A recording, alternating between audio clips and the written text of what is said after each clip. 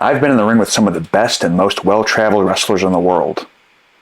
And I wrestled 15 minutes from my house. Well, hello, my name's Alex. I'm a failed actor, a failed professional wrestler, and a moderately successful YouTuber. And today I thought I would go down the list of every WWE and AEW and maybe TNA wrestlers I've been in the ring with over the years.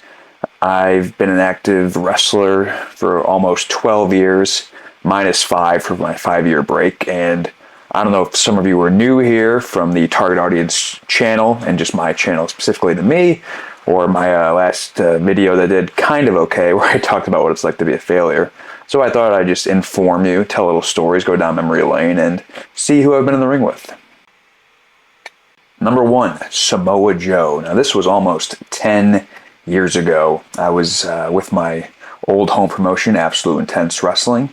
Loved my time there, and I was part of this feud where it was dudes on TV versus like dudes from Cleveland or something, and it culminated in a 10-man tag match in Absolution 10, I think, for AIW, and it was a position I did not deserve to be in, because I was definitely, like, I was a rookie, and I'm in the ring with guys like Samoa Joe, Johnny Gargano, EC3, Raymond, Rowe, the Young Bucks, and it's just me at 20 years old. It was 10 years ago now, and it was unbelievable. Josh and I used to watch TNA together all the time. We had the TNA pay-per-views, and like, being a huge fan of Samoa Joe, we'd always talk about the greatest triple threat match of all time.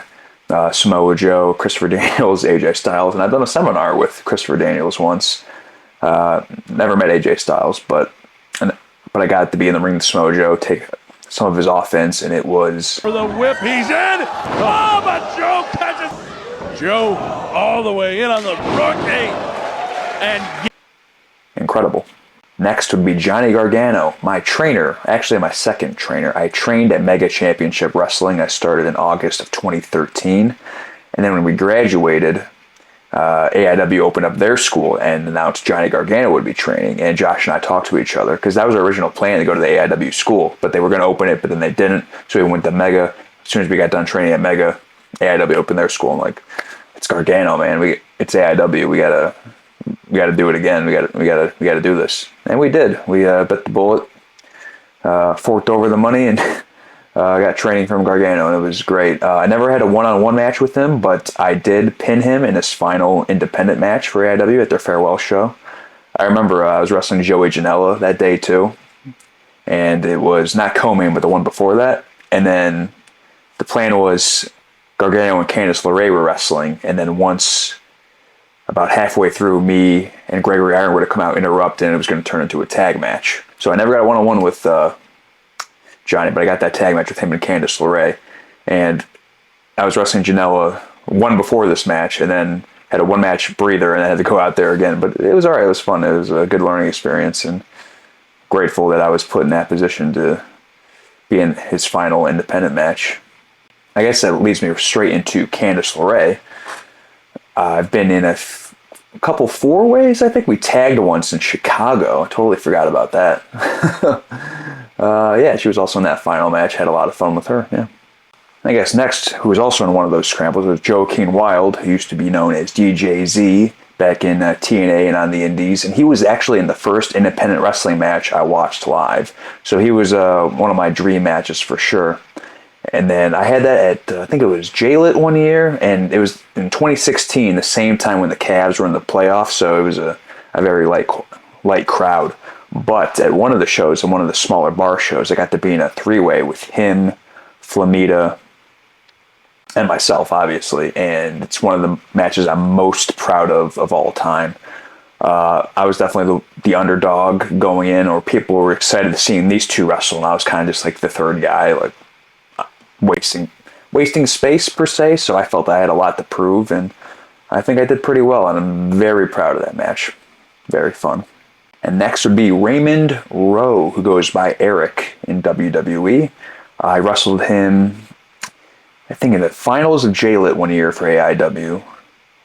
And then, funny story, we had a singles match at IWC booked, and I was to drive him there, pick him up, drive him to IWC, and he was going to run a seminar beforehand. But I overslept. And I knew at the WrestleMania, I'm like, oh God, this guy's going to be so pissed. I'm costing him money. But no, he was cool as ever. It's like, oh, don't worry about it. In fact, he got up late himself. I think he was staring at his parents' house.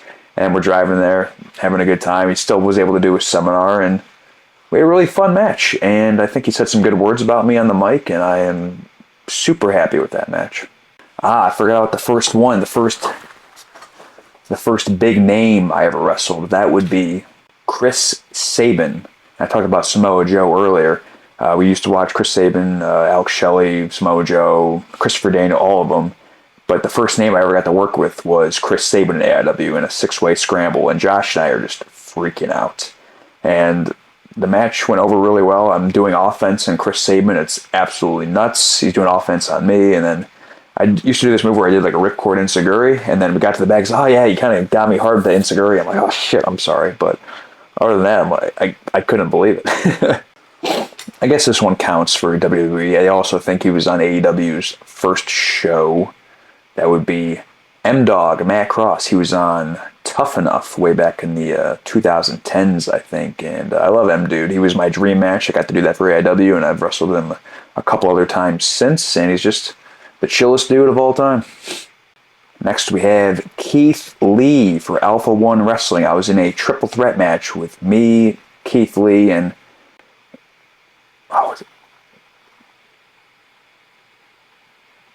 and Curt Stallion. Yes, that's his name. I remember wrestling Curt Stallion years ago at a strange Indiana bar show, and we were in this tournament, and we just beat the hell out of each other and became friends for life. I remember I used to be really annoyed by him because he would always post on social media about how much he's doing, how much he's traveling, blah, blah, blah. I'm like, oh, this fucking guy.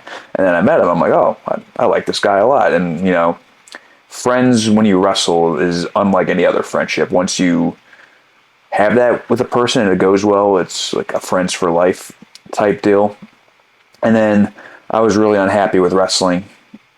So I was doing like a retirement match at Alpha One. That was going to be my last match. And then leading up to it, I'm like, I don't want to retire yet. So I changed my mind, and then me and Curt Stallion had a little feud. And then I ended up retiring a little bit later anyway. Then I came back 5 years later. Speaking of Alpha One, I also wrestled Cedric Alexander, who is one of the most incredible athletes, one of the strongest people I've ever wrestled. I got to have a singles match with him at Alpha One's WrestleMania-esque show, and it was tough. But I remember it was a lot of fun. I was freaking out because one of my favorite matches that was for Pro Wrestling Guerrilla put him, Trevor Lee, and Andrew Everett on the map, and I'm like, I want to wrestle all three of these dudes. I've always wanted to wrestle for PWG in Reseda. Never got to do it, and they don't run that venue anymore. I don't think they're running it all anymore, but yeah, got to wrestle Cedric.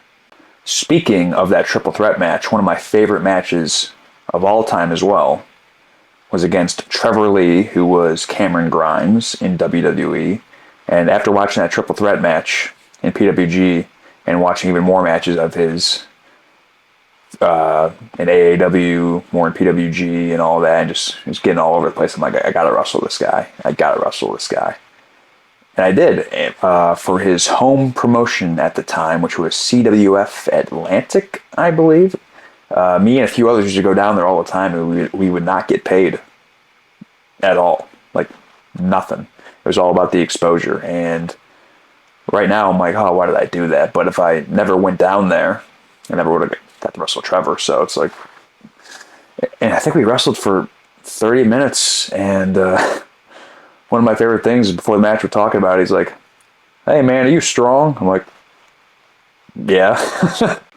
But no, yeah, he got on the mic, said some good things about me, and it's one of those experiences where I never got to wrestle overseas, never got to, wrestle in Japan, never got to go to PWG, but like little moments like that, I'm very blessed to have the career I've had, I guess next would be EC3.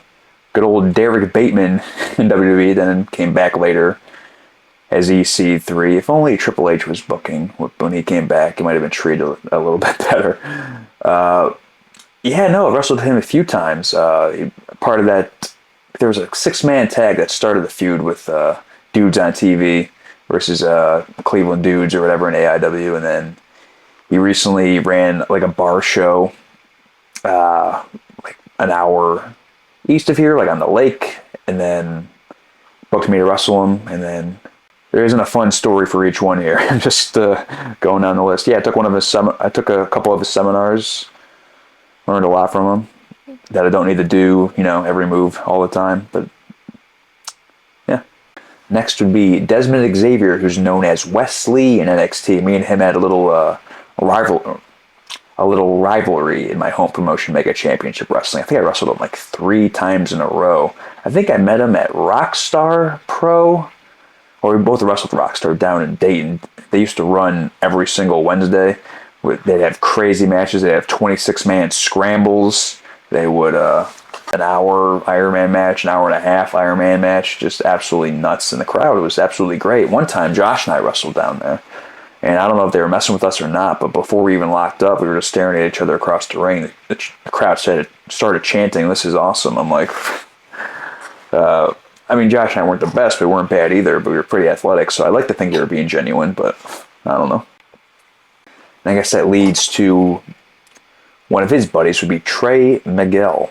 And I want to say we were in a few 6-man tags, or at least one for AAW in Chicago, but I just got to wrestle him for the first time one-on-one.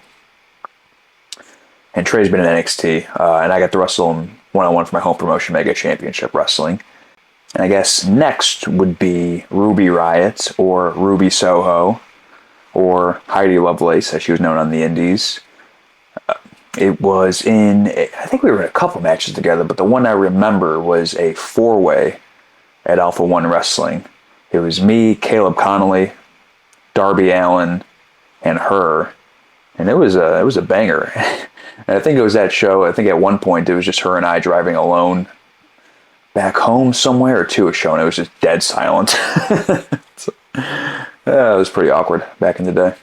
Well, I was editing this video and realized I forgot one. Ethan Page, who has been killing it in NXT. He booked me for the first time 10 years ago in 2015 for Alpha One when I first got my passport. And I just had to renew it just recently. And Alpha One was a special place for sure. If I never retired from wrestling, I wish I would have stayed and just worked Alpha One. That was a very special place. I was known as the real-life Ben Affleck there. That was my gimmick, and I would come out and the crowd would chant Affleck, Affleck. And yeah, Ethan put me with a lot of great talent, had a lot of faith in me. And kind of feel bad I left like twice. I had the retirement match with Keith Lee and Curt Stallion. I'm going to quit forgetting his name. And then I had my actual retirement match before coming back in 2023 against Josh Briggs, and I was completely out of shape and the match was not good. So I regret leaving with that. So I'd like to get back up there someday. I don't think he's running the show anymore. Too busy in WWE, but yeah. And I know at the beginning of this video I said I was going to do WWE, AEW, and TNA wrestlers, but I think I'm just going to do the AEW and TNA wrestlers in a separate video, if this first one does well. And in doing that, I forgot to talk about Ethan Page. I talked about the booking of Alpha One that he did, but also I wrestled against him at AIW once, and I was a huge fan of him, watching AIW before I started wrestling. Watched him wrestle Gargano and a few others, so I was super nervous to wrestle him. And it might have been before he booked me for Alpha One, or no, I think it was after. Yeah, it was definitely after. But it was one of those, like, oh, if I wrestle him and mess up, he's not going to book me anymore. But we had a fun match. It was really good. Yeah. But I was really nervous because, it's like, oh, I used to watch this guy wrestle, and now I got to wrestle him. It was the same thing with, Samoa Joe, Gargano. The amount of talent I've been blessed to have a chance to be in the ring with is absolutely mind-blowing to me. I'm super grateful for that. Any booker said, yeah, let me put this fucking guy in the ring with any of those, superstars. And yeah, I'm on my last legs of my wrestling career here, maybe 10 to 15 more years. I know that sounds weird saying last legs, but it's a long time. But I don't have the drive in me per se to do seminars and tryouts anymore, but I'll always jump in a car if it's there. But just grateful for every opportunity I've had, and hopefully more come along down the way. So hopefully you enjoyed this list, and we'll see you later.